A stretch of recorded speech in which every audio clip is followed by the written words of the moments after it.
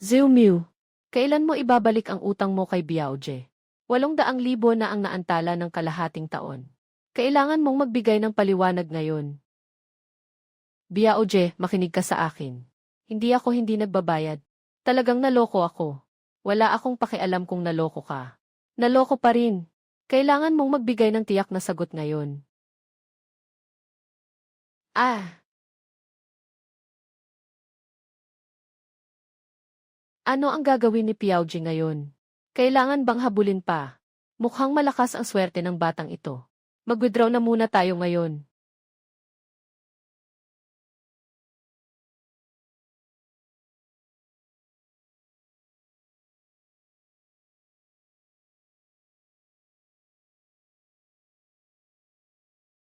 Ano ang nakita ko? Yung mga batong isda sa ilalim ng tubig. Bakit ko ba nakikita? Hindi nila nakikita. Pero nakikita ko. Ano ba ang kakayahang ito? May binago sa akin habang nasa tubig ako. Pumunta si Ilse. Siyaw mo kanina. Sabi niya hindi pwedeng itigil ang dialysis. Babalik na lang tayo sa probinsya natin. Huwag na nating ipagpatuloy ang paggamot, may pera si mama. May pera ako. Si Sister Xiaoyu ako. Si Zhumiu. Gusto kong hiramin ang iyong bangka ng isang araw. Isang araw lang ba?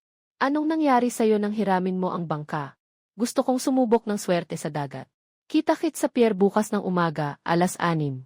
Hindi na makakahintay ang bato ng nanay ko hanggang sa susunod na taon. Kung talagang ang kaya ng mga mata na ito na makita ang ilalim ng dagat. Iyon na ang huli kong pagkakataon sa buhay. Na ito. Marunong ka bang manghuli sa dagat? Hindi ka ba dati nagmamay-ari ng restaurant? Hindi ko alam pero gusto kong subukan. Ituro mo sa akin ang pinaka-basic lang. Maaari bang ilagay ang lambat?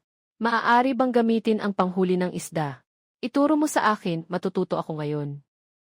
Sige, umakyat ka. Una, ituturo ko sa iyo ang lambat. Kung hindi mo makuha, huwag pilitin. Si Ate Xiaoyu ay lumiko sa kaliwa ng 20 metro. Bakit? Parang mayroong bagay doon.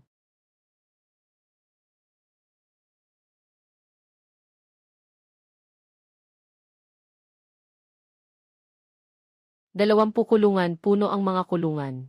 Paano mo nahanap ang lugar ng kulungan mo ngayon? Swerte lang. Hindi ito swerte. May kakaiba sa taong ito.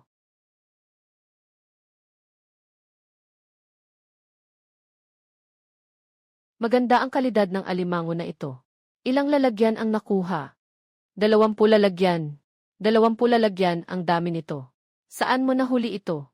Sa mga bahura sa Timog Silangan. Isang araw. 3,800. Sapat na ang gasto sa dialysis ng nanay ko sa loob ng 1 linggo. Itong mga mata, hindi ilusyon. Totoo itong makakapagpatuloy sa akin. Bata, ang pwesto mo sa ilalim ngayon ay sa Longsu Reef, di ba? Walang naglakas loob na bumaba roon sa loob ng mahigit 30 taon. Basta itinapon ko lang. Kahit basta itapon, kayang pumasok sa pinakamalalim na puwang ng mga batong koral. 40 taon na akong naglalayag sa dagat. Ang basta mo, hindi basta. Langit.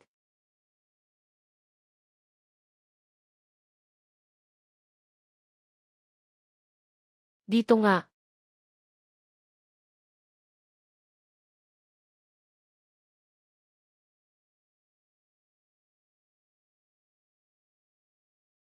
Ito ba ang kargamento mula sa Dragon Claw Reef? Walang ibang tao, kundi sila Olyu ang mailakas ng loob na pumunta roon. Yung batang iyon ay nandyan din sa Longsu Ajiao kahapon. 2 araw na sunod-sunod na puno ang mga lambat. Mayroon ba siyang kakayahang makakita ng mga bagay sa ilalim? Narinig ni Zumo na nagmamadali kang manghuli sa dagat. Umabot ka ng halos 10,000 sa loob ng 2 araw. Yung 800,000 na utang mo sa akin. Dapat mo na bang bayaran? Bigyan mo ako ng 1 buwan pa. 1 buwan, ha? 1 buwan, hindi makabayad. Yung lumang bahay, kukunin ko na. Sa loob ng 1 buwan, kailangang bayaran ang 800,000. Oh, ako at ang nanay ko ay lulutang dito sa dagat. Pumunta na naman siya sa Longsu Reef. Laging doon siya pumupunta. Sumunod ako. Pagdating niya sa lugar, bumaba siya sa kulungan. Paano niya nalalaman kung saan may mga bagay?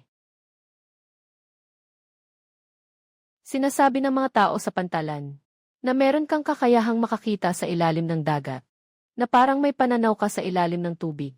Naniniwala ka ba? Hindi ako naniniwala sa kakayahang makakita sa ilalim ng dagat. Pero naniniwala ako sa'yo. Siguradong hindi ito dahil sa swerte. Sa loob ng kalahating buwan, hindi ka kailanman nakalabas ng haula. Walang kahit isang beses. Hindi ito normal.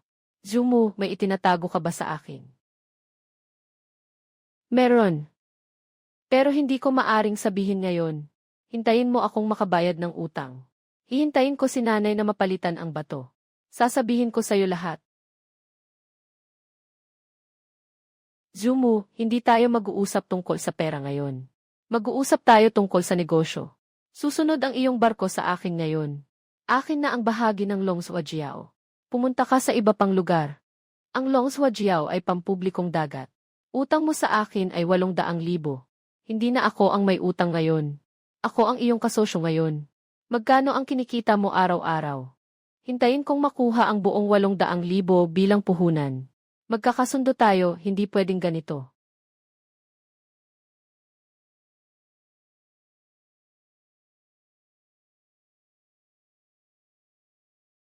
Akala mo lang na tanging sa Longsa Reef lang may isda. Mas alam ko ang baybayin na ito kaysa sayo. Dagat pangingisda 179.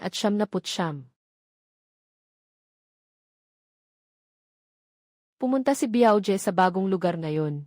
Mas marami pa siyang kinita kaysa dati. Hindi lang ito swerte ng batang ito. Talagang may kakaibang kakayahan siya. Bata, sabihin mo sa tito mo ang totoo. Nakikita mo ba ang ilalim ng dagat? Ano bang sinasabi ni Chayong Liu? Ang lungga ng lobster sa Dragon Claw Reef ay isang lihim na ipinasa sa akin ng aking ama. Sa buong pier, maliban sa akin. Walang nakakaalam ng eksaktong lokasyon. Ipinagkatiwala mo na ito sa unang araw mo pa lang. Hindi ko na itatanong kung ano ang nangyari. Lahat ay may kanya-kanyang lihim. Ngunit nais kong sabihin sa iyo.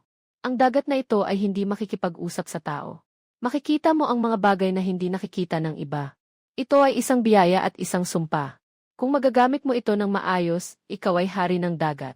Kung hindi, ikaw ay pagkain ng isda. Dito lang.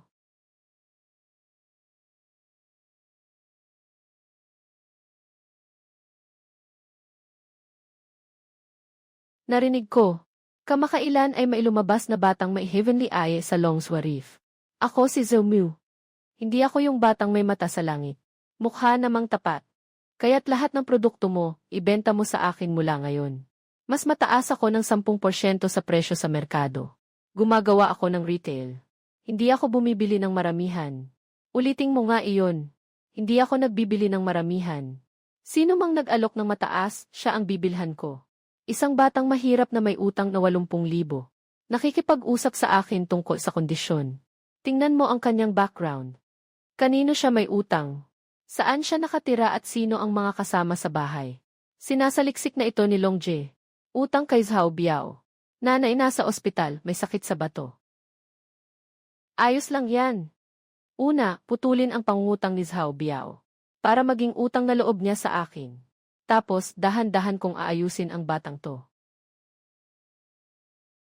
Ang presyo nito sa merkado ay 300 kada kilo.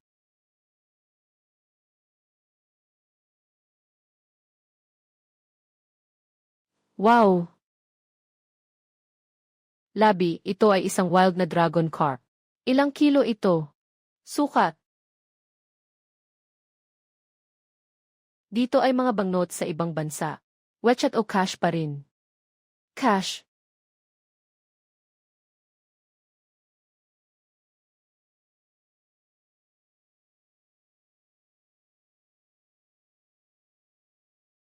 Huwag kang mag-alala tungkol sa pera ni Mama. Ikaw ay magpahinga at magpagaling. Anak, saan ka nakakakuha ng ganitong kalaking pera? Sa paghuhuli ng isda sa dagat. Nakapagtayo na ako ng restaurant. Dahil dito ako kumakain ng seafood. Ang creatinine level ng nanay mo. Bumaba ng kaunti kumpara noong nakaraang buwan. Kung magpapatuloy ang dialysis, maiiwasan naming masira ang kalidad ng buhay niya. Ngunit kailangan itong gamutin ng lubusan. Kailangan ng kidney transplant. Ang paghihintay para sa kidney donor ay hindi bababa sa 1 taon. Mayroon bang paraan para mapabilis ito? Mayroong mga kidney donor na bayad. Ang gastos ay humigit kumulang na 4 na riyal. Hindi kasama ang paggamot para sa rejection. 4 na riyal. Alam ko na malaki ang halagang ito. Pero ikaw ang nag-iisa niyang anak. Maghanap ka ng paraan agad.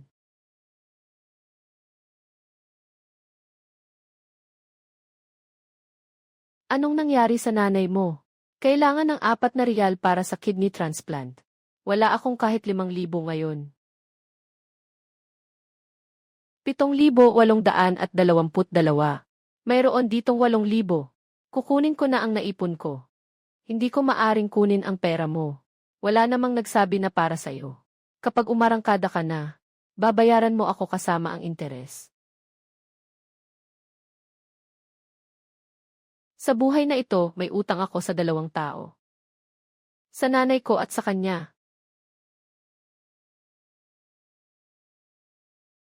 Zumu, tungkol sa huli mong dragon. Nagawa na namin ang aming espesyal na putahe sa restaurant. Nakatayo ang mga bisita sa pila para kumain. Ngayon kailangan kong maging matatag ang supply. Hindi bababa sa 500 kilo bawat linggo. Mahal na seafood, grouper, lobster, at red snapper. Maaari ka bang mag-supply? Kaya ko. Mas mataas ng 2 dekada ang presyo kumpara sa presyo sa pamilihan. Pero hindi pwedeng magkamali sa kalidad. Ayaw ko ng patay na isda. Ibibigay ko sa iyo ang kalidad. Ibibigay mo sa akin ang 3 buwan. Tito, kailangan ko ng tao. Hindi ko kakayanin mag-isa. 500 kilo bawat linggo. 500 libra ng dekalidad na produkto. Ikaw lang. Ang huli ng lahat ng isda sa Dragon Claw Reef. Hindi lang ako sa Dragon Claw Reef. Alam ko kung saan may isda sa buong karagatan. Magtiwala ka sa akin. Sige, ang lumakong katawan ay makikipagsapalaran sa iyo. Pero may kondisyon ako. Huwag manghuli ng labis. Palayain ang maliliit na isda. Huwag hulihin ang ina na alimango. Sang-ayon ako sa iyo. Ginoo, talagang gagawin mo ang ganito kalaki. Hindi ka ba dati naghugas ng pinggan sa restaurant? Iyon ay dati. Ngayon, ako na. Makikita sa dagat. Mga bagay na hindi ninyo nakikita.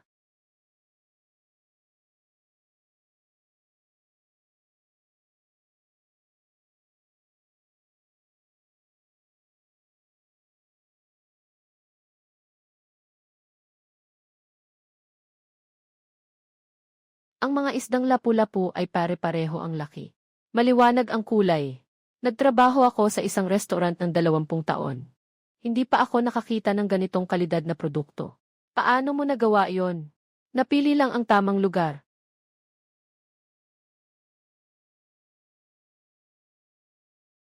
Kuya mo, huwag kang kabahan. Magtrabaho ka lang ng normal. Kukunin kita, kukunin kita. Gusto ng mga manonood makita ang totoong nangyayari. 21. Ang bilis ng kanyang paghuli. 20. Nakikita ba nila ang lalim ng tubig? 70. Maganda ang kamay nitong streamer. 70. Hindi ba niya tinitingnan ang lalim ng tubig bago pumasok? 70. Bakit ang bilis ng paghuli niya? Tumango, beep. Hindi pa ako nakakakita ng isang 30 kilong red snapper. Mukhang nag-hack na ang streamer na ito. Hindi siya nag-hack. Mayroon siyang heavenly eye. 24.06. 2,406. Kayang-kaya ni brother mo ang daang ito sa live stream. Magbigay ng abiso bago lumabas sa dagat sa susunod. Gagawa ako ng plano para sa iyo. CJ. Pero tandaan mo, hindi lang ako nagpe-perform, nagtatrabaho rin ako.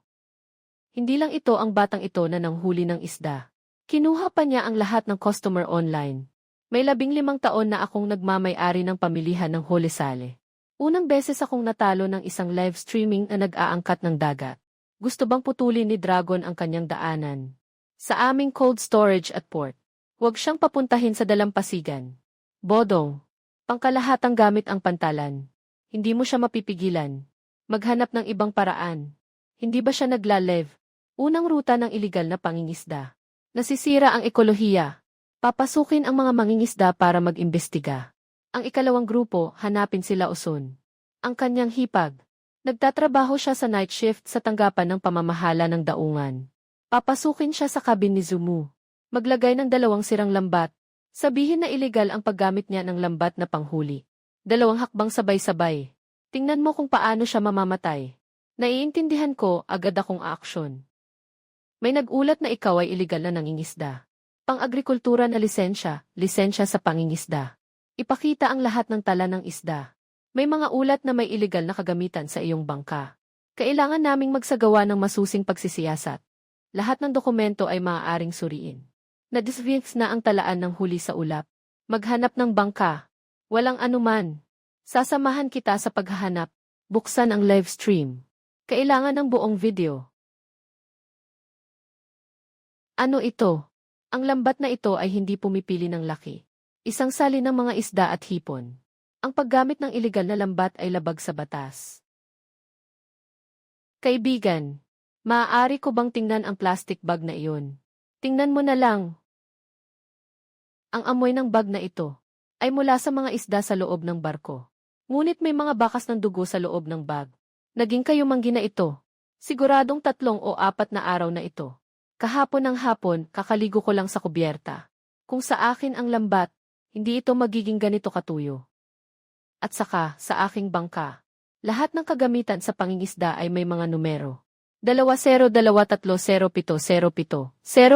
Wala ni isang marka ang mga lambat na ito. Walang kahit anong marka ang 2 ito sa online 2023.07. 2023.07. Kinuha ito kahapon ng alas 3:30. Ang barkong ito ay hindi umalis sa daungan mula kagabi.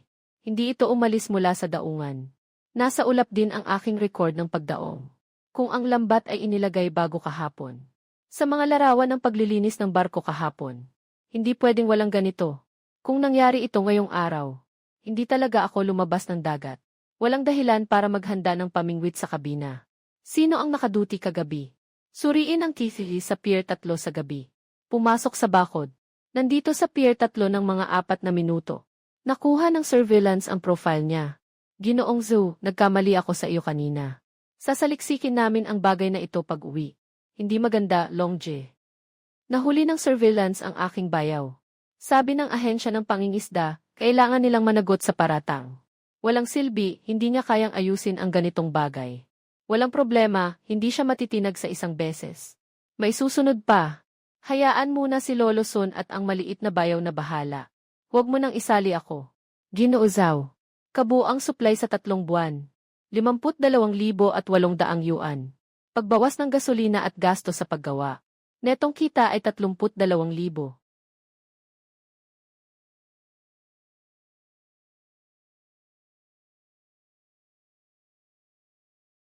Pera para sa paggamot ng pagtanggi ng sariling kidney.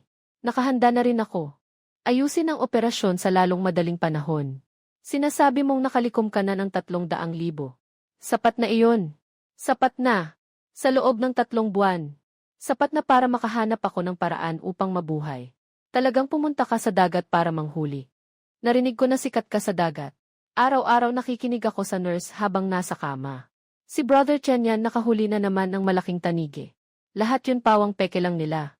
Swerte lang ako. Hindi yan swerte. Pareho kayo ng tatay mo.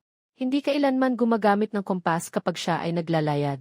Sabi niya, sasabihin ng dagat kung saan may isda. Barko 263,956. Yung dating may-ari ng barkong ito ay mangingisda rin. 3 taon siyang walang talo. Pero nang nalaman niyang may sakit, tumigil na siya. Kung gusto mo, 20,000 na lang ang kunin mo. 40,000, bayad ko na lahat. Kapat na 45.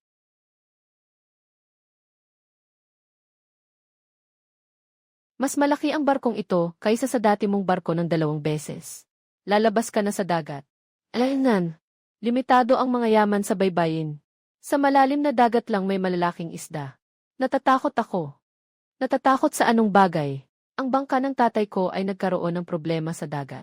Nang umalis siya, sinabi niya sa akin sa umaga. Anak, hintayin mo akong bumalik para sa sabaw ng isda.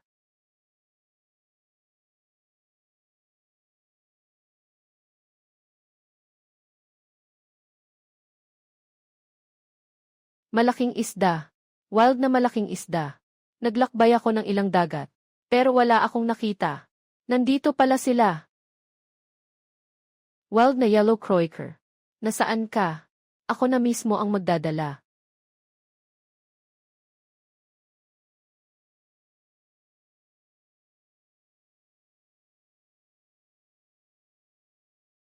Itong kargamento. Ibebenta ng piraso. 2,000 bawat piraso. Kukunin ko lahat. 27,000. Isang isda, 2,000. Astig si Tianyanje.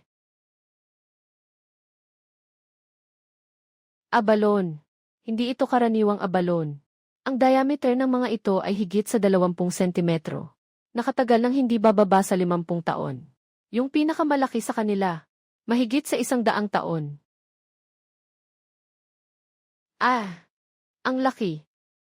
Nasa dagat na ito ako. Ng 40 taon. 2 dekada ng abalon. Naka-encounter ako ng 2 beses. Abalon na 100 taon. Narinig ko lang sa alamat.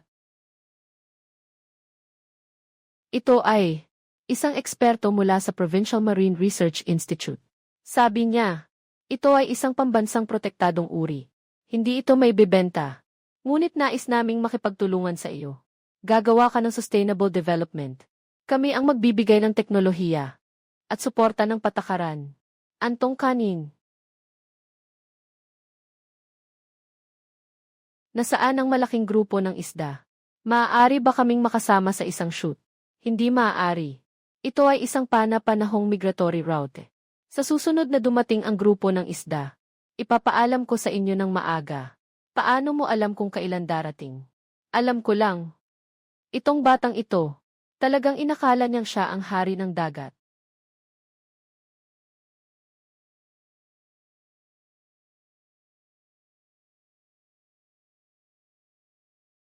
Huwag kang mag-alala. Sabi ni Dr. Han, mataas ang compatibility. Ang tsansa na magtagumpay ang operasyon ay higit sa 70%. Hindi ito 100%. Oras. Siksiyaw mo. Saan mo nakuha ang pera para sa operasyon? Kumita ako mula sa pangingisda. Nahanap na ang daan. Sabi niya, may daan sa dagat. Siya lamang ang nakakaalam. Ang daang hindi nasabi. Hindi ito kompas. Hindi ito mapa ng dagat. Ito ay mga mata, mga bagay na makikita lamang sa tubig. Walang 800. Puhunan kasama ang interes. Eksaktong-eksakto. Saan ka kumuha ng ganitong kalaking pera? Ninakaw mo ba o tinanggay? Ipinon ko ito araw-araw. Nagbayad ako ng utang sa loob ng kalahating buhay. Ikaw ang unang nakabayad ng buo. At hindi ko na kailangang pilitin. Huwag ka nang bumalik sa akin sa hinaharap. Hindi kita hahanapin. Pero si Mahailong ang gagawin. Pinaputol niya ang daan mo. Hindi ko narinig. Ako si Zhao Biao. Kahit na mangungutang ako, hindi ako gagawin ang alalay ng iba. Susunod na hakbang ni Mahailong. E-report ka dahil sa pagwasak ng ekolohiya ng dagat. Naghanap siya ng koneksyon sa ahensya ng kapaligiran. Mag-ingat ka.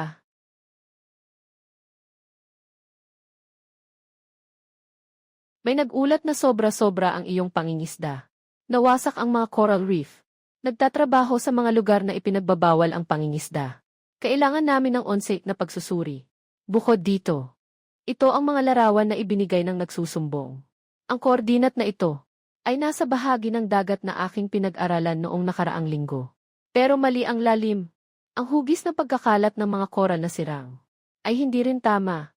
Ang mga coral na nasira ng troll net ay mga patay na bakas ng troll. Ang larawan ay may mga tuldok na dent. Parang may taong tumama gamit ang bato. Na sinadyang gawin. Ginoong Zhao. Kailangan nating suriin ito sa lugar. CJ, maaari tayong umalis sa dagat ngayon. Ako ang personal na magdadala sa inyo. Pumunta sa lugar na iyon sa dagat. Live na live stream ng pagbaba. Real-time na pag-upload ng data. Kung ako ang nagdulot ng pinsala, tinatanggap ko ang parusa. Isasama ang pagkansela ng lisensya sa pag-aalaga. Kung hindi naman, pakisabi sa nag-ulat na lumabas. Kapag humaharap sa pagtatanong. Nakatugma ang posisyon. Nakatugma rin ang ilalim ng dagat. Ngunit ang sitwasyon sa lugar ay labis na hindi tumutugma sa mga ulat. Ang ulat na ito ay maaaring peke O maaaring kuha. Hindi ito ang karagatang iyon. Ikaw ang nagpadala ng ulat na ito. Makatiyak ba ang pinagmulan nito? Ako. Nakatanggap din ako ng tawag mula sa mga tao. Pangalawang direktor. Ikaw ang nagpadala nito. Sa ulat na materyal, kasama ang oras ng pagkuha at koordinado. Ngunit naitala ng GIE. Ang data ng unit. Ipinapakita na ang larawan ay kinuha gamit ang isang cellphone. Oras ng pagkuha ay kahapon ng alas 3:30 ng hapon. Sa lugar na iyon, kahapon ng alas 3 ng hapon. May kontrol sa mga bangkang pangisda sa baybayin. Walang sinumang sasakyang dagat ang pinapayagang pumasok. Ito ay isang pampublikong abiso mula sa mga otoridad sa pangingisda. Kung ang nag-ulat ay talagang pumunta sa lugar na iyon, siya ay unang lumabag sa pagbabawal sa paglalayag. Vice Director Liu. Noong nakaraang hapon, alas 3. Paano nakapasok ang nagreklamo? Ginoo Liu, Vice Direktora. Pag-uwi mo tungkol dito, maghanda ka ng isang pahayag tungkol sa sitwasyon. Kasama ang orihinal na kaso ng reklamo. Ibigay mo lahat sa disciplinary inspection. Kanina nakita ko. Si Ginoo Zhumiu. Nakikipagtulungan kami sa aming itinayong 3 karagatang bukirin. Ang saklaw ng coral ay tumaas ng 17% kumpara sa nakaraang taon. Kung i-report ninyo siya sa pagkasira ng ekolohiya, ako ang unang hindi sang-ayon. Ang mga datos na ito, lahat ay dumaan sa ikatlong partido na pagsusuri. Maaari itong suriin anumang oras.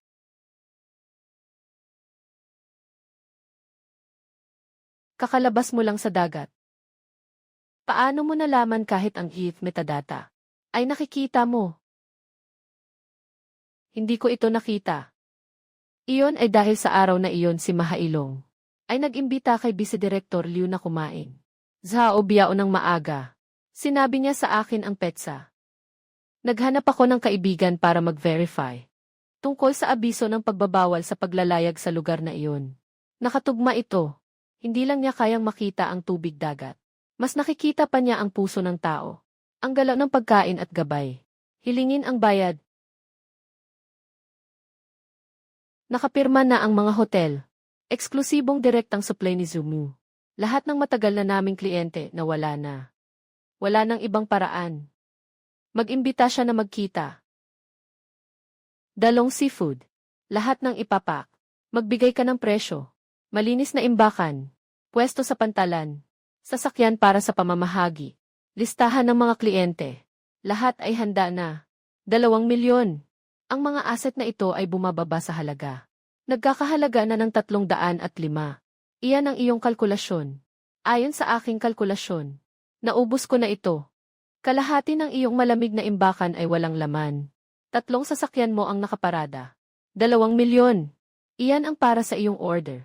Hindi ito tungkol sa pagbebenta ng iyong negosyo. Noong isang taon, nakatayo ako sa pantalan na ito. May 32,207 piso sa bulsa ko. May utang akong 80,000 yuan. Ngayon, nakatayo ako dito. Ang aking kumpanya, may registered capital na 2 milyon. Gusto ko lang sabihin sa lahat ng isang bagay. Mayroong lahat sa dagat. Ngunit hindi lahat ay may ganitong mga mata.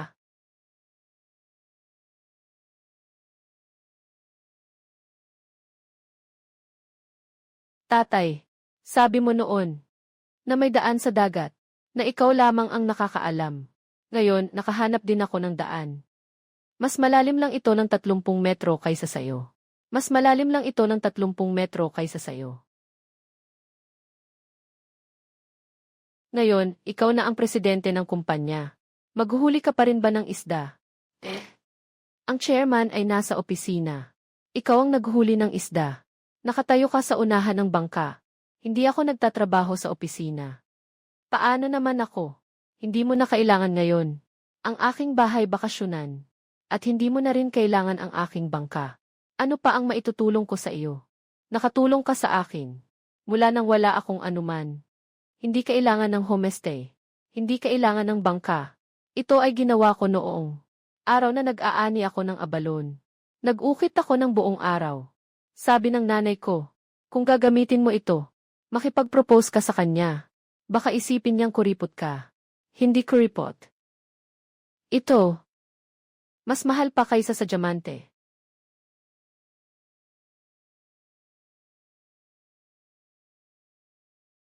Orange na babala ng bagyo. Delikado ang lumabas sa dagat ngayon. Nasa itaas si Tio Liu. Sabi niya sa akin sa unang araw ng pamimingwit. Ang mga tao sa dagat ay hindi tumutulong sa mga namamatay. Hindi ka makakahuli ng isda sa buhay na ito. Masyadong maulap ang tubig. Wala akong makita.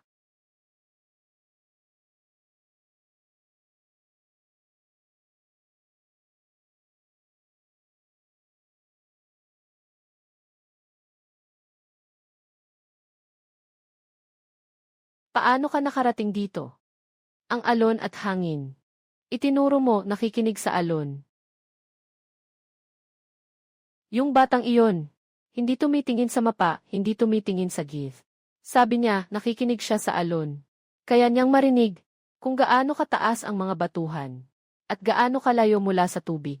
Hindi ito tinatawag na paghabol sa dagat. Ito ang tawag ni tatay sa matandang mandaragit sa dagat. Hindi na kailangan ng matandang mandaragit sa dagat ng mata. Gamit ang tainga. Hindi ba talaga sumasa kanya ang Diyos ng dagat? Pagkabigo ng mata ng langit, ako ay umaasa sa mga tinuro ni Uncle Liu. Hindi ito superpower. Karanasan lang. Ang tainga ay nakadikit sa ibabaw ng tubig. Nakinig ng 3 buwan, bago ito na ipag-practice. Misteryosong dagat.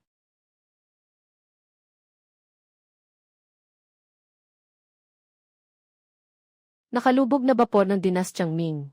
Sa ilalim ng dagat na ito, nakatago ang mga bagay mula sa ilang daang taon na ang nakalipas.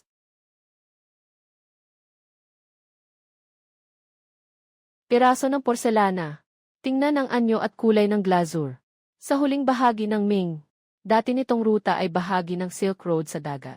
Nakita mo ba ang isang lumubog na barko? Hindi ako sigurado. Pero sa ilalim ng trench may isang bagay na hugis barko. Ang pagtuklas ni Zumu. Kung talagang isang lumubog na barko mula sa Ming. Ang pag-aaral sa Maritime Silk Road ay maaaring magkaroon ng malaking halaga. Pagkatapos, CC01. Kumpirmado, Ming Dynasty Jing Dezenfo Kiln Blue and White ng mga barkong lumubog ay tinatayang noong panahon ng Wanli. 30-22 buong kasangkapang natuklasan sa unang paglulunsad. Higit sa 100 piraso ng porselana. Ang mahalagang tuklas sa underwater archaeology na ito ay salamat kay Ginoo Zumu. Hindi lang siya isang mahusay na negosyante sa pangingisda, kundi pati na rin ang natuklas at naingatan ang yaman ng kultura sa dagat. Hindi ako ang nakadiskubre ng lumang barko. Ito ang dagat na nakita ko.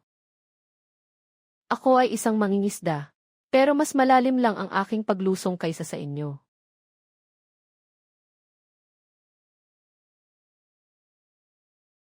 Zai, silid ng pagpupulong. Ginoong Zhao, tinataya namin ang halaga mo sa 600 milyon. Ang kondisyon ay tatanggapin ang round GE na financing. Ay sa loob ng 3 taon. Hindi tumatanggap ng GE.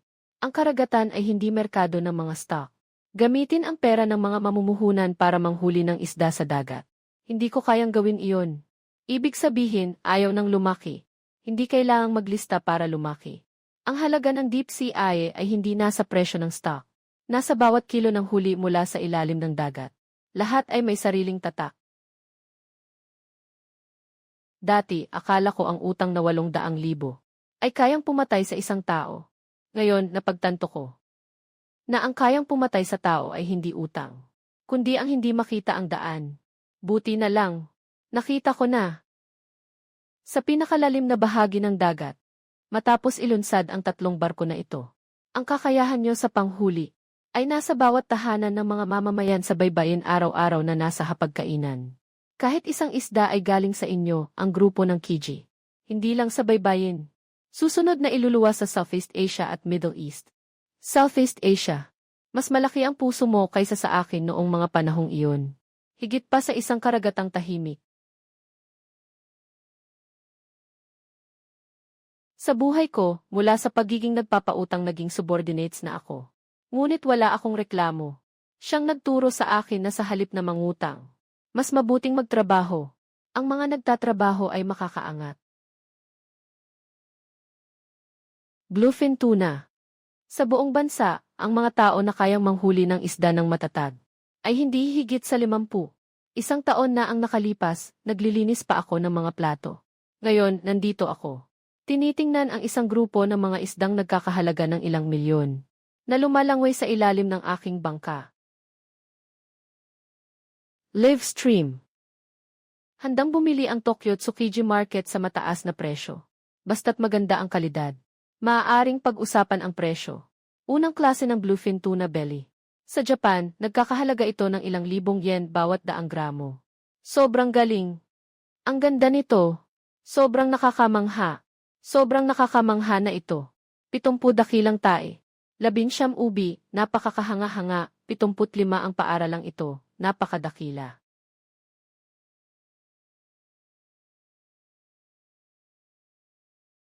Ginoong Zhou.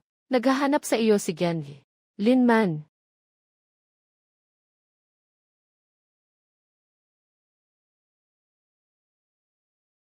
Zhou Miu. Talagang iba ka na ngayon. Nagtatrabaho ako bilang analyst sa investment bank sa Shenzhen. Nakatutok ako sa iyo nitong nakaraang 2 taon. Sa balita sa online, nagawa mo na ba ang plano mong i-lista? Hindi ako mag-i-lista. Bakit hindi ka mag-i-lista? Ang halaga ng brand mo ay hindi bababa sa 6 hanggang 7 bilyon. Wala akong interes sa presyo ng stock. Noong araw, utang ko ay 80,000. Ngayon, umalis ka na, meron na akong 30 milyon. Hindi mo na kailangang mag-invest. Mahirap para sa'yo na makapunta dito. Kakainin kita ng 1 beses. Pero 1 beses lang.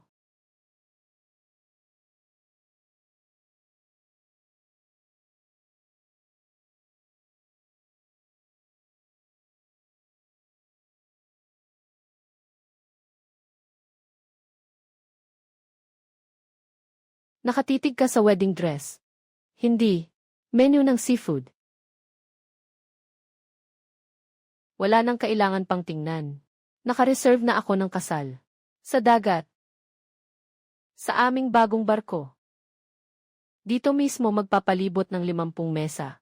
Lahat ng mangingisda sa pantalan ay darating. Kakain lang ng isda ng walang regalo.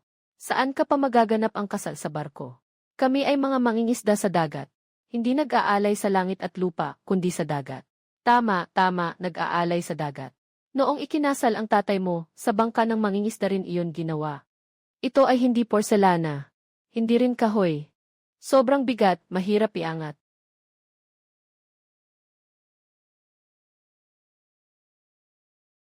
Yongle period, Yongle blue and white. Ang bagay na ito ay isang pambansang kayamanan. Ngunit ang tagapagtuklas na si Ginoong Zumu ay makakatanggap ng mahalagang gantimpala sa tuklas mula sa pambansang ahensya ng kultura at isang premyo. Gaano kalaki ang premyo? 5 milyon. Ang iyong ama ay naghintay ng 1 buhay upang makita kung ano ang nasa ilalim ng dagat. Pagkatapos, binigyan mo ako ng trabaho.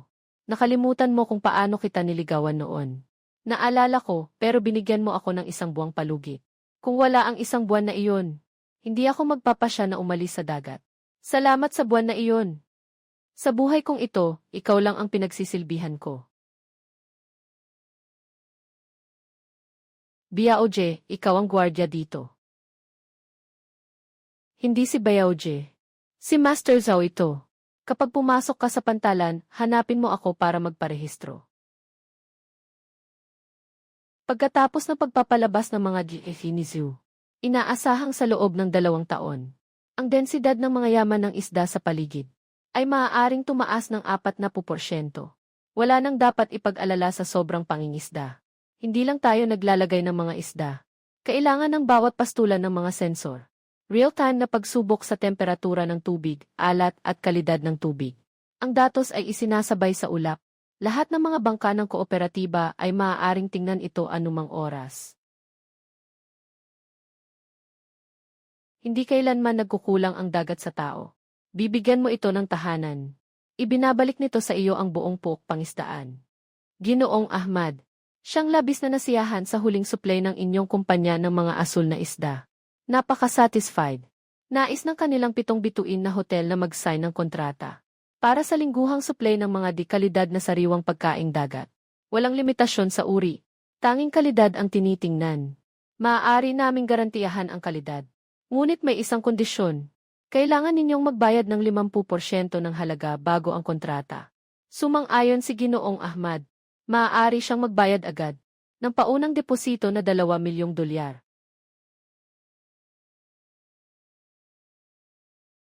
Nagbato ako ng lambat sa daungan buong buhay ko. Hindi ko kailanman inisip na makakapag-usap ako ng negosyo sa mga banyaga.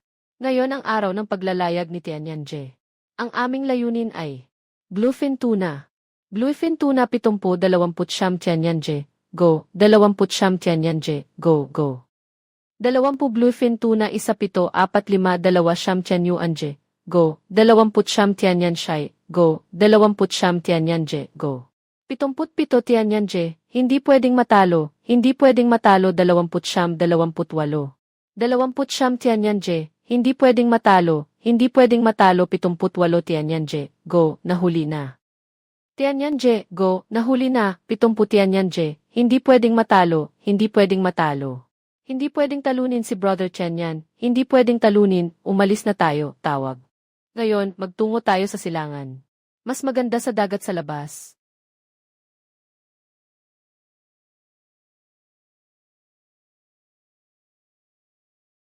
Magbaba ng lambat.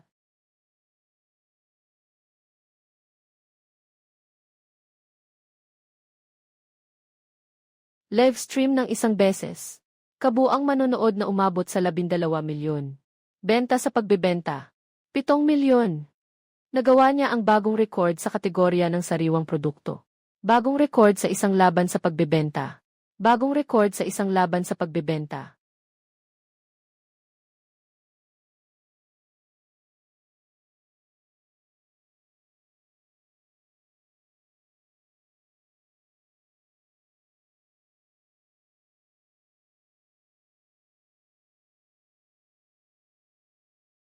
Noong umaga na aalis na ang tatay mo.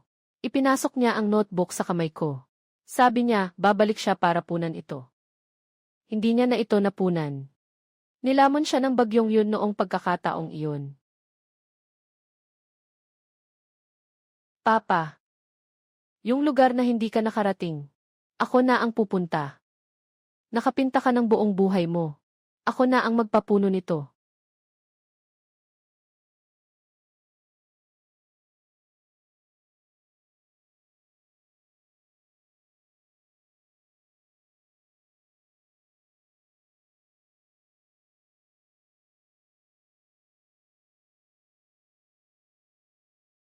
Akala ko mamamatay na ako dito ngayon.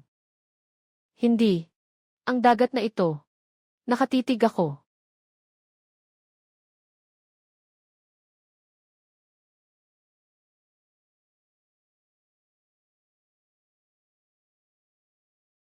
Tio Zhao, sabi ng lolo ko marunong kang gumamit ng mga mata para makita ang ilalim ng dagat.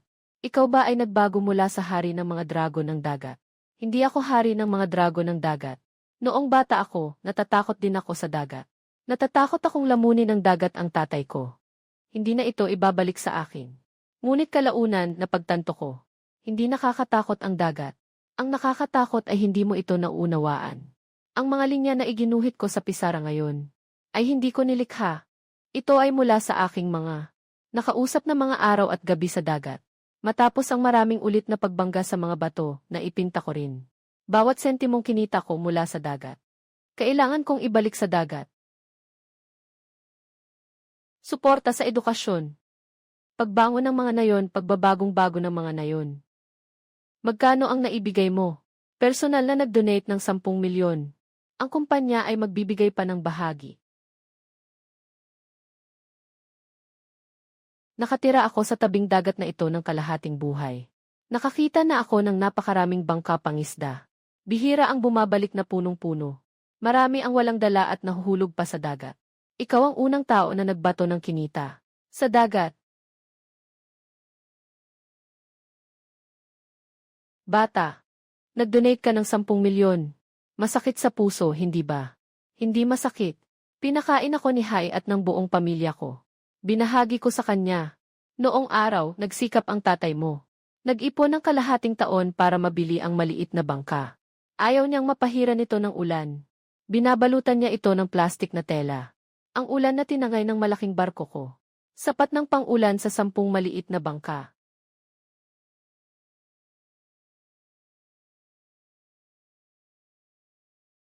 Tinanong mo ako. Noong araw na lumubog ang barko sa ilalim ng tubig. Anong nakita ko? Ninungnungan kita. Hindi ako pumunta para tingnan ang mga porselana. Pumunta ako para hanapin ito. Nais ko nang mag-isip bago ako sumisid sa dagat. Ayaw kong magpakasal gamit ang diamante. Gusto ko ng bagay na mas matagal pa kaysa sa diamante. 400 taon na ang nakalipas, ginawa ito. Inilagay ito sa bangka at tumawid sa dagat. Pagkatapos ay lumubog ang bangka. Nakahiga ito sa ilalim ng dagat ng 400 taon at hindi nagkapira-piraso. Naisip ko ang tungkol sa nanay ko. Naisip kita. Ang nanay ko ay nagdusa ng napakaraming hirap sa buhay. Ngunit hindi siya kailanman nagwagi. Nang wala ako, ikaw ang nagdala ng buong bahay pahingahan. At hindi ka rin kailanman nagwagi. Kaya, magpakasal ka sa akin. Hindi ka mababasag. Hindi kita pababayaan na mabasag.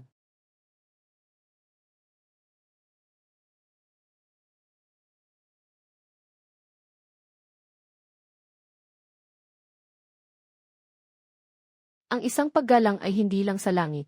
Ito ay para sa dagat. CJ.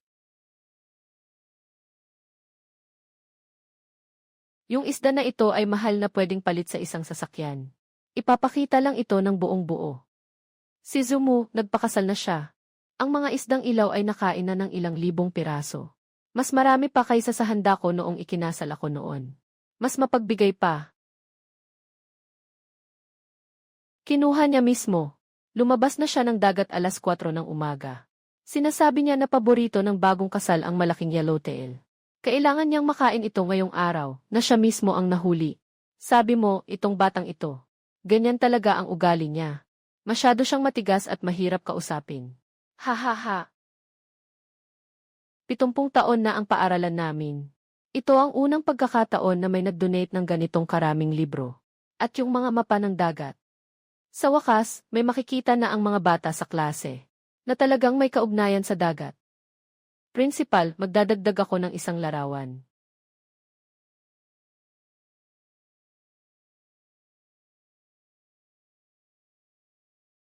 Yung larawang ito ay gawa ni Zhu Jianjun.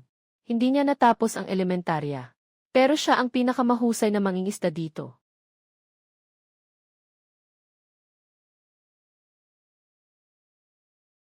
Haha, hindi ka pa natutong maglakad pero gusto mo nang tumakbo sa bangka. Katuturan, hindi mapipigilan. Noong una kong nakita ka, ganito ka na talaga. Noong nasa edad mo ang tatay mo, nasa restaurant pa siya, naghahatid ng plato. Mas magaling ka pa sa kanya. Natutunan mo nang tumingin sa mapa ng dagat sa edad na 13. Lolo Liu, talagang nakakakita ang tatay ko ng isda sa tubig. Hindi nakita ng tatay mo ang isda, kundi ang isda ang nagpakita sa kanya ng dagat na ito.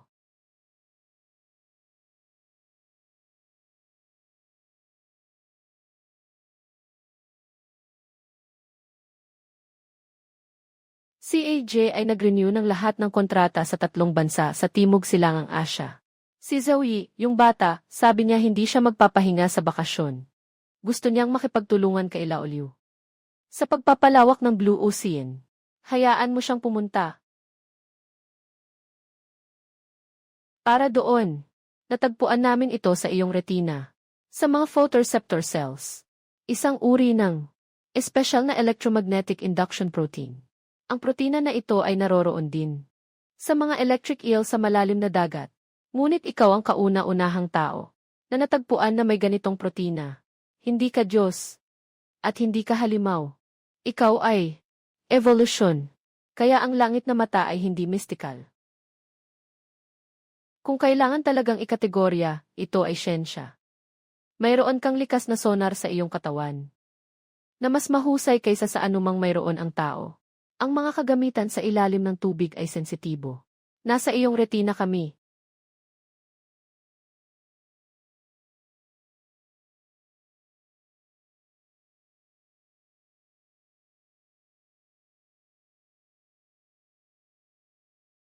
Sabi ni Dad, may daan sa dagat.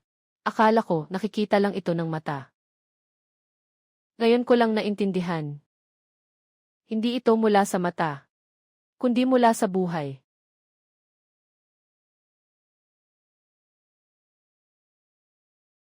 Dad, ang koordinadong itinakda ng aking lolo. Nasa timog silangang dagat. Gusto kong mag-fishing gamit ang bait. Sige, pumunta ka. Nandito lang ako at maghihintay.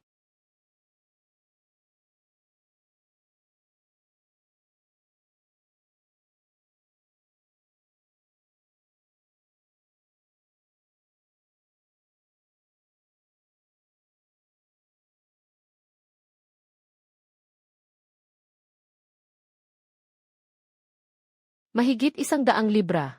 Tay, ako mismo ang humila nito. Kung wala ang tulong mo, naglagay ang lolo mo ng bilog. Hindi nakapasok ang lolo mo sa loob ng bilog. Pumasok ako sa gilid. Nakapasok ka na. 3 dekada na ang nakalipas, may utang ako na 80 kalahati. Nang pumasok ang dagat sa bibig ko. Talagang ayaw ko nang bumangon. Pero umangat ako. Dahil naisip ko, kung ganito lang ako lulubog, sino ang magbabayad sa utang? Sino ang mag-aalaga sa nanay ko? Hindi ko pa naipakita kay Lin Xiaoyu ang sinabi niya. Yung bagay na kumikislap sa dagat. Hindi ko pa nakita ang anak ko. Ano ang ekspresyon sa unang pagkakataon na makahuli ng malaking isda?